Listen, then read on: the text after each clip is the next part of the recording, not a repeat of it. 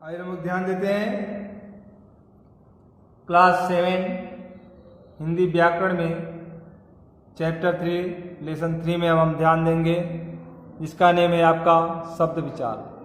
Page number 15 आप लोग open कर लीजिए, जो कि आपका राइट साइड का पेज है, और अप साइड में आपका है लिखा है लेसन 3 शब्द विचार मॉर्फोलॉजी।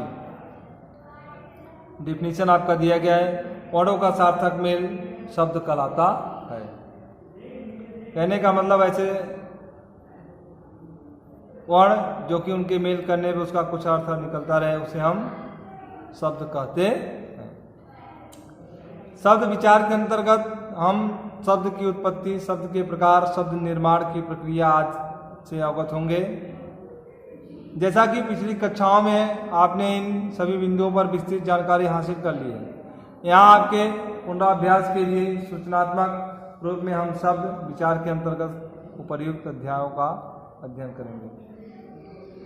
आप इसको पिछली कक्षा में पढ़ चुके हैं, थोड़ा सा आप ध्यान देंगे जल्दी जल्दी, ताकि आपका ये रिवाइज हो जाए, फिर आप जो कुछ भूले हैं इसमें आपको समझ में आ जाए।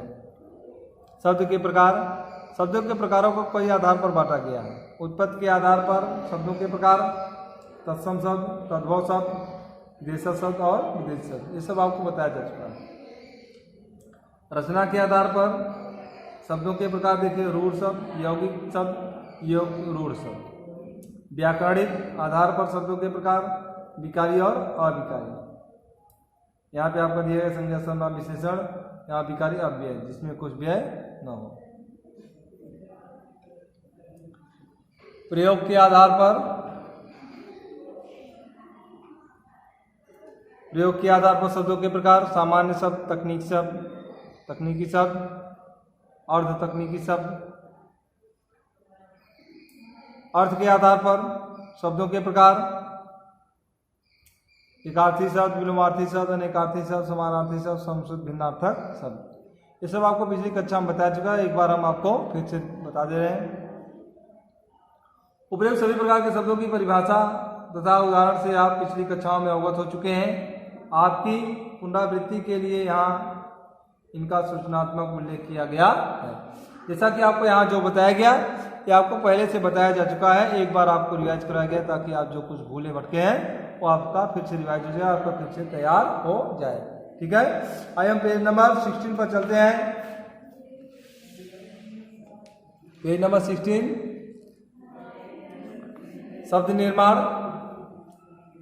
शब्द के प्रकारों के बाद यहाँ हम संक्षिप्त रूप में शब्द निर्माण की प्रक्रिया से भी आपको अवगत कराएंगे। यहाँ देखिए, संधि द्वारा शब्द निर्माण। संधि का मतलब होता है मेल, मेल करके शब्दों का निर्माण। यहाँ देखिए, गिरि धन इस, गिरीश, शब्द धन विचार, शब्द विचार, इस प्रकार से सारे शब्द हैं, आप देख लेंगे इसको। हम आपको नेक्स्ट बताएंगे समास द्वारा शब्द निर्माण। गांव से आया हुआ, गांव से आया हुआ, ग्रामागत। तुलसी द्वारा लिखा गया, तुलसीकृत। नीले रंग का कमल, नीलकमल। नवरात्रि का समूह, नवरात्रि। पाप से मुक्त, पाप मुक्त। ये आपका होगा समास द्वारा शब्द निर्माण। उपसर्ग द्वारा निर्माण, देख शब्द निर्माण देखिए। उपसर्ग जैसा कि आपको बताया जा चुका है, उपसर्ग जो होता है वह किसी शब्द के पहले जुड़ता है और शब्द के स्वरूप को, अर्थ को बदल देता है, उसे हम उपसर्ग कहते हैं। ये हमारा शब्द है यश, इसके पहले उपसर्ग जोड़ा गया अपयश। ठीक है, सुदर्शन, आप इसको देख लेंगे, कई सारे शब्द हैं, आप ध्यान से देखेंगे, आपको समझ में आ जाएगा, नहीं समझ में आएगा तो बताया जाएगा। प्रत्यय द्वारा शब्द निर्माण, प्रत्यय आप जान लीजिए, जिस प्रकार से आपको बताया गया अभी, उपसर्ग किसी शब्द के पहले जोड़ा जाता है, प्रारंभ में जोड़ा जाता है, ठीक उसी का अपोजिट प्रत्यय जो होता है शब्द के बाद में जोड़ा जाता है, शब्द के अंत में जोड़ा जाता है।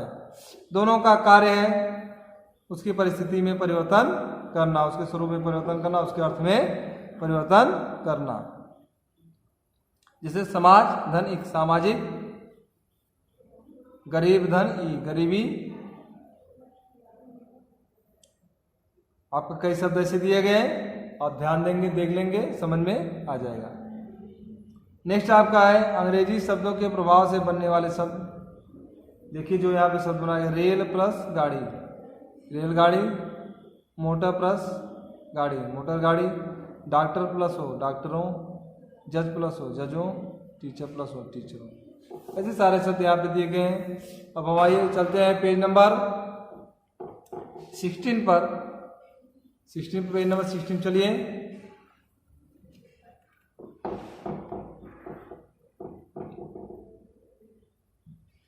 शब्द भंडार,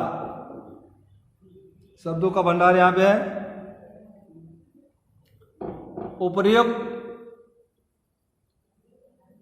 सभी के बारे में आप विस्तृत अध्ययन पिछली कक्षाओं में कर ही चुके हैं। जो आपका दिया गया था इसमें जो आपको अभी बताया गया, आपको पिछली कक्षा में बताया जा चुका और पढ़ चुके हैं आप। इस अध्याय के अंतर्गत समानार्थी शब्द, पर्यायवाची, विलोम शब्द, अनेकार्थी शब्द, समशुद्ध भिन्नार्थक शब्द, अनेक शब्दों के लिए एक शब्द आदि का उल्लेख किया जाएगा। जो कि आपको बताया गया पिछले कक्षा, उसके विषय में आपको आगे अब इस कक्षा में बताया जा रहा है। पेज नंबर 16 पर बुक ओपन कर लीजिए आप लोग। समानार्थी या पर्यायवाची शब्द। समानार्थी शब्द से आशय समान अर्थ प्रकट करने वाले, रखने वाले शब्दों से है। वैसे तो किसी भी शब्द के अर्थ का ठीक उसी जैसा अर्थ रखने वाला कोई दूसरा शब्द नहीं होता। हाँ, लगभग उसके समान अर्थ रखने वाला जरूर होता है, इसीलिए ऐसे शब्दों को समानार्थी शब्द कहते हैं। हिंदी में ऐसे शब्दों की अधिकता है। कुछ प्रमुख और लोकप्रिय शब्दों के समानार्थी शब्द नीचे दिए जा रहे हैं। आप इसे आप लर्न कर लेंगे, ध्यान देंगे। इसको आपको लर्न करना है। इसको आप जैसे एक हम आपको बोलकर दिखा दे रहे हैं। धरती दिया है, भूमि में धरती, वसुधरा में धरती, वसुधा में धरती, वसुंधरा में धरती, जमीन में धरती और भूमि में धरती। ऐसे सारे शब्द आपका दिए गए हैं। आप इसे रिवाइज कर लेंगे, आपको समझ में आ जाएगा। आइए पेज नंबर 18 पर चलते हैं। पेज नंबर 18 पर देखिए, विपरीतार्थक या विलोम शब्द। अभी समानार्थक था और समानार्थ था, पर्यायवाची था। अब आगे इसके आपका है विपरीतार्थक या विलोम शब्द। उल्टे अर्थ रखने वाले शब्दों को विलोम या विपरीतार्थक शब्द कहा जाता है। हिंदी में इन शब्दों की बहुलता है। कुछ प्रचलित शब्दों के विलोम नीचे दिए जा रहे हैं। यहाँ विलोम शब्द कहने बाद ठीक उल्टा उसका विपरीत अर्थ, ठीक उल्टा उसका विपरीत अर्थ प्रकट करने वाले शब्द को हम विलोम शब्द कहते हैं। जैसे आरंभ मीन शुरू करना, प्रारंभ करना, अंत मीन समाप्त करना, यहाँ दिया गया है। ठीक इसी प्रकार सारे शब्द हैं, आप लोग इसे लर्न कर लीजिएगा। नेक्स्ट आपका है अनेकार्थी।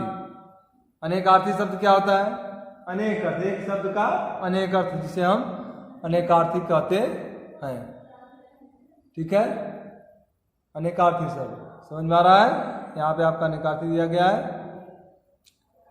हिंदी में ऐसे अनेक शब्द हैं जो कई अलग अलग अर्थ रखते हैं। ऐसे शब्दों को अनेकार्थी शब्द कहा जाता है। कुछ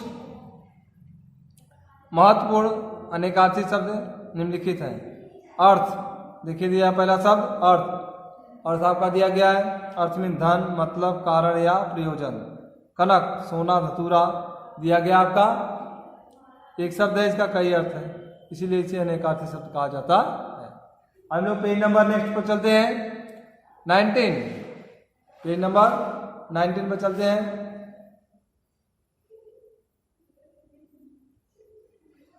जो कि दिया गया आपका समश्रुत भिन्नार्थक शब्द, समुच्चारित भिन्नार्थक शब्द। कहने का मतलब बोलने में समान रहेगा लेकिन उसका अर्थ जो है भिन्न रहेगा। हिंदी में ऐसे अनेक शब्द हैं जो सुनने में अथवा उच्चारण लगभग एक समान लगते हैं लेकिन उनके अर्थ पूर्णतः अलग होते हैं। ऐसे शब्दों को समश्रुत भिन्नार्थक शब्द कहा जाता है या समुच्चारित भिन्नार्थक शब्द कहा जाता है। कुछ शब्द आपको याद नीचे दिए गए जा रहे हैं, देखिए अनिल, अनल, हवा और आग। देखिए अलग अलग है अर्थ आपके, थोड़ा बोलने में एक समान अनिल अनल, थोड़ा बोलने में एक जैसा लग रहा है लेकिन अलग है। यहाँ आय, आयु, देखिए आमदनी है, अवस्था है। इस प्रकार से सारे शब्द आपका दिए गए हैं, आप इसे देखेंगे और लर्न करेंगे, बार बार इसको पढ़ेंगे और इसके अर्थों को ध्यान देंगे आप, तब आपको इसका अंतर समझ में आएगा कि बोलने में एक जैसा लग रहा है लेकिन इसका अर्थ जो है एकदम अलग है। आइए हम लोग पेज नंबर 20 पर चलते हैं। Page number 20।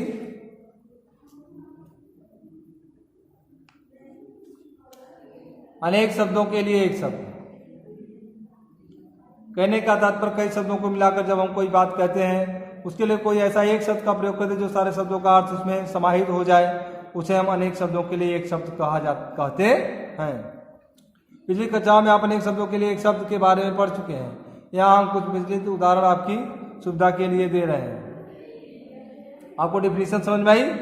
ऐसे कई शब्दों को मिलाकर के एक वाक्य बना करके जो शब्द बोला जाता है उनके लिए कोई एक शब्द का प्रयोग करना ही अनेक शब्दों के लिए एक शब्द कहलाता है।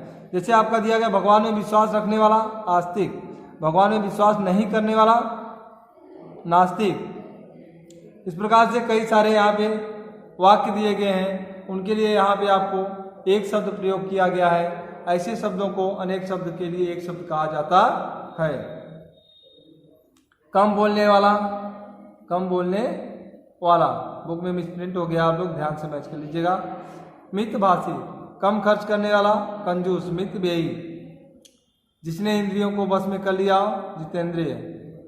इस प्रकार से हमारे सारे शब्द दिए गए हैं, आप इसे रिवाइज करेंगे, लर्न करेंगे। जहाँ बार बार आप पढ़ेंगे इसको तब इसका अर्थ आपको समझ में आएगा और फिर हम नेक्स्ट वीडियो में आपको अभ्यास प्रश्न और क्वेश्चन आंसर के विषय में इसका बताएंगे। ठीक है, आप ध्यान दीजिएगा, इसे कर लीजिएगा।